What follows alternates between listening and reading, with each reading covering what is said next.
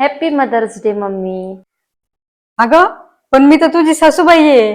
Mother's day तर आईचा असतो. आओ मम्मी, आजकाल आई काय आणि सासूबाई काय? जन्म देते ती आई, पण जीवन साथी देते ती सासूबाई. संस्कार देते ती आई, पण संस्कार करायला शिकवते ती मात्र सासूबाई. मुलापेक्षा मुलीवर जास्त प्रेम करते ती आई, पण आपल्याच काळजाचा तुकड्याचा हात दुसऱ्या मुलीच्या हातात देते ती मात्र सासूबाई. समंजस बनवते ती आई, पण शासन करून सुधरवते ती मात्र सासूबाई.